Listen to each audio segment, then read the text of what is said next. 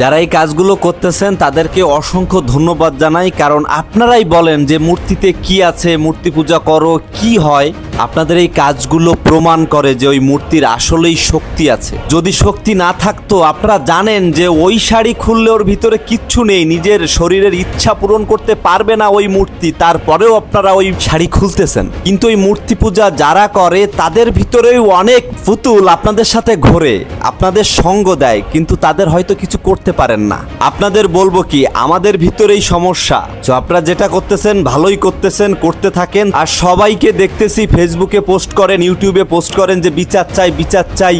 ভাই, বাংলাদেশের কোনো রাজনৈতিক দল হিন্দুদের নিরাপত্তা দিতে পারেনি। আর এই সরকার তো সীমিত সময়ের জন্য আসছে, এবং ইনি কোনো রাজনৈতিক ব্যক্তিত্ব না। সে বাংলাদেশের অনেক বড় একজন মানুষ বা সুনামধন্য মানুষ, কিন্তু সে রাজনৈতিক ব্যক্তি না। তার ধারে এই বিচার চেয়ে কোনো কাজ হবে না। সো এই বিচার চেয়ে পোস্ট না করে ধর্মের জন্য কিছু করার চেষ্টা করুন। যদি পূজা করতে হয়, যদি সমস্যা হয়, সবকিছু বাদ দিয়ে জল তুলসী দিয়ে শেষ করুন। এর কারণ জন্মের পর থেকে দেখে আসতেছি যে হিন্দুরা অনেক আন্দোলন করে, কিন্তু কখনো শুনিনি যে একটা আন্দোলন সফল হয়েছে।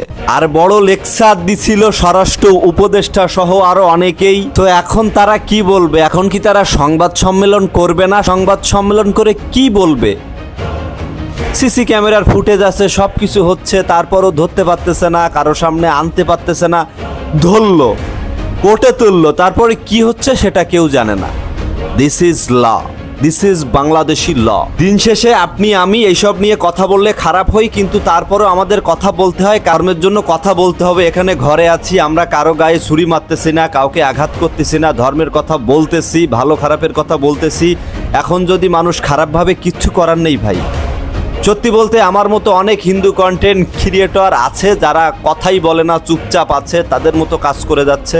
কিন্তু আমার ধর্ম তো তা বলে না। আমি তো কাউরে আঘাত করতেছি না, কাউরে কষ্ট দিচ্ছি না, আমি আমার কথা বলার চেষ্টা করতেছি। কেউ যদি কথা বলে, সেটা যদি ভুল হয়, সেটা ধরার চেষ্টা করতেছি। তো চাইলে আপনি আপনার ধর্মের জন্য কিছু করতে না পারেন, ঘরে বসে দুইটা কথা বলতে পারেন, যাতে করে আপনি যখন এ পৃথিবীতে থাকবেন না, যখন ওনার কাছে থাকবেন, তখন আপনি বলতে পারবেন যে আমি রক্ষা করার জন্য দুইটা কথা বলেছিলাম।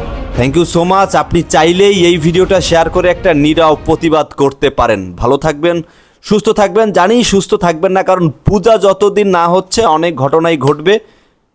সত্যিকারের হিন্দু হলে আপনার কষ্ট হবে, খারাপ লাগবে, তারপরেও সময়টা চালাইতে হবে। ভালো থাকুন, সুস্থ থাকুন, আবার দেখা হবে নতুন কোনো ভিডিওয়।